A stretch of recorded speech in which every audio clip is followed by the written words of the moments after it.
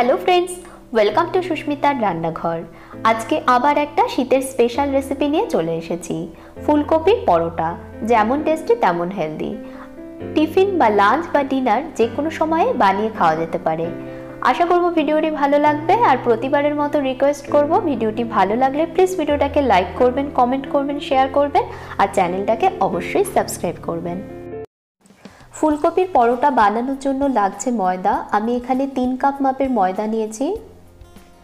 একটা ছোট সাইজের ফুলকপির শুধু ফুলগুলোকে নিয়ে আমি গ্রেট করে নিয়েছি। এখানে 2 কাপ মতন গ্রেট করা ফুলকপি আছে।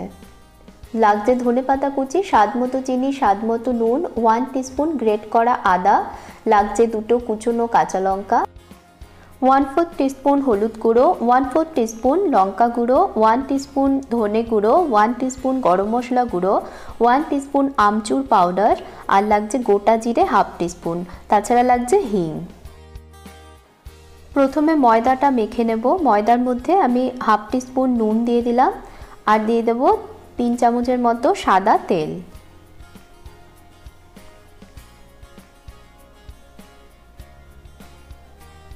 এবার ভালো করে ময়াম দিয়ে নেব।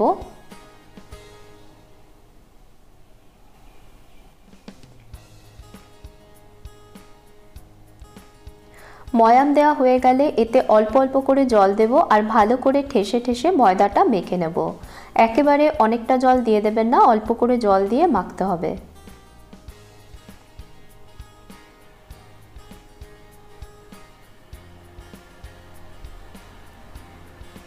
ময়দাটা দেখুন ঠেসে ঠেসে মেখে নিয়েছি।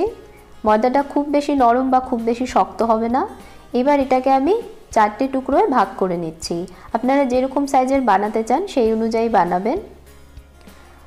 ওপর থেকে 1 টিস্পুন সাদা তেল ছড়িয়ে দিলাম। ভালো করে গোলাগুলোতে মাখিয়ে নিচ্ছি।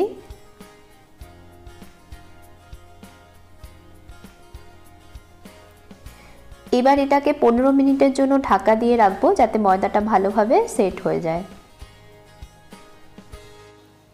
একটা ননস্টিক কড়াই একটু গরম করে নিয়ে এর মধ্যে দিয়ে দিলাম 2 টিস্পুন সাদা তেল। তেলটা হালকা গরম হলে এতে দিয়ে দিচ্ছি গোটা জিরে আর 1 পিঞ্চ মতো হিং। কয়েক সেকেন্ড নাড়িয়ে নিচ্ছি। হিঙের সুন্দর গন্ধটা বেরোনো শুরু হলেই এতে দিয়ে দিচ্ছি গ্রেট করে রাখা আদা। একই সাথে দিয়ে দিচ্ছি কাঁচা লঙ্কা কুচি। আবার কয়েক সেকেন্ড নাড়িয়ে নিচ্ছি। এবার এতে দিয়ে দিচ্ছি গুঁড়ো মশলাগুলো। দিয়ে দিলাম লঙ্কা গুঁড়ো, হলুদ গুঁড়ো আর ধনে গুঁড়ো। সব কিছু ভালোভাবে মিশিয়ে নিচ্ছি। এতে দিয়ে দিচ্ছি গ্রেট করে রাখা ফুলকপিটা।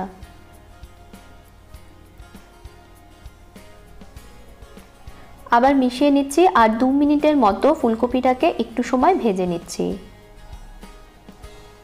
2 মিনিট ফুলকপিটা ভাজবার পর এর মধ্যে দিয়ে দিচ্ছি গরম মশলা গুঁড়ো আর আমচুর পাউডার। একই সাথে দিয়ে দিচ্ছি পরিমাণ মতো চিনি আর অল্প নুন। পুরে আমি অল্প নুন দিচ্ছি, কারণ ময়দা মাখার সময় কিন্তু অনেকটা নুন দিয়ে মেখেছি। আপনারাও বুঝে নুন চিনিটা দেবেন। এর মধ্যে দিয়ে দিচ্ছি ধনেপাতা কুচি। আবার মিশিয়ে নিচ্ছি, আর এটাকে 5 মিনিটের জন্য ভেজে নেব। 5 মিনিট ভাজবার পর দেখুন ফুলকপিটা ভাজা হয়ে গেছে। ফ্লেম অফ করে এটাকে ভালোভাবে ঠান্ডা হতে দেব। যেটার মধ্যে পরোটা বানাবো তাতে অল্প তেল মাখিয়ে নিচ্ছি, এতে পরোটা বেলতে সুবিধা হবে। এবার বানিয়ে রাখা ময়দার গোলা থেকে একটা গোলা নিয়ে হাতের সাহায্যে একটু গোল করে চেপে দিচ্ছি। এবার এইভাবে এটাকে বেলে নিতে হবে। আর মাঝ বরাবর দিয়ে দিচ্ছি 2 চামচের মতো পুর। এবার সাইডগুলো উঠিয়ে আমি ঠিক যেভাবে দেখাচ্ছি সেইভাবে এগুলোকে ফোল্ড করতে করতে মুখটা আটকে দেব, যাতে ভেতরের পুরটা কোনো রকমভাবে বাইরে না বেরিয়ে আসে। হাত দিয়ে হালকা চেপে দিচ্ছি। খুব বেশি চাপলে কিন্তু এটা ফেটে যাবে, তাই আলতো হাতে কাজটা করতে হবে।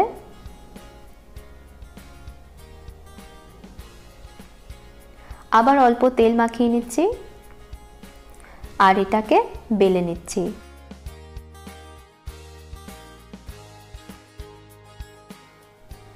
এটাকে খুব বেশি চেপে চেপে বেলা যাবে না, একটু হালকাভাবে বেলতে হবে। আর ভিডিওটা ভালো লাগলে ভিডিওটাকে প্লিজ লাইক করবেন, ভিডিওটা আপনাদের বন্ধু আর ফ্যামিলির সঙ্গে অবশ্যই শেয়ার করবেন। আর চ্যানেলটাকে যদি এখনও সাবস্ক্রাইব না করে থাকেন তাহলে প্লিজ চ্যানেলটাকে সাবস্ক্রাইব করবেন।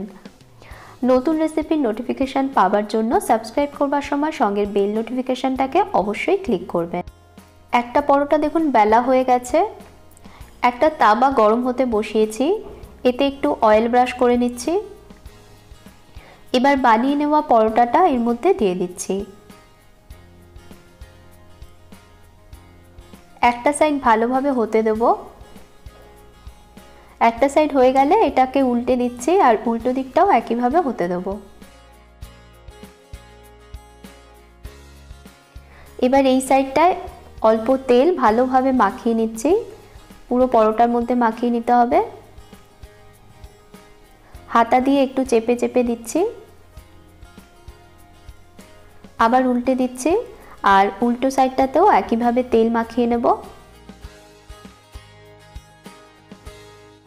পরোটার দু সাইডে যতক্ষণ না ব্রাউন স্পট না আসছে ততক্ষণ এটা এভাবে হতে দিতে হবে।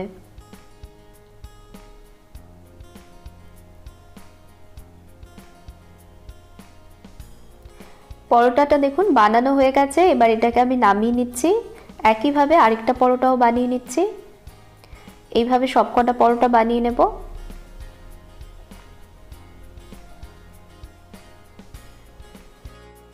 গরম গরম ফুলকপির এই পরোটা টমেটো সস বা টমেটো কেচাপ দিয়ে খেতে দারুণ লাগে, অথবা আপনারা যে কোনো ধরনের আলুর তরকারি দিয়েও পরিবেশন করতে পারেন।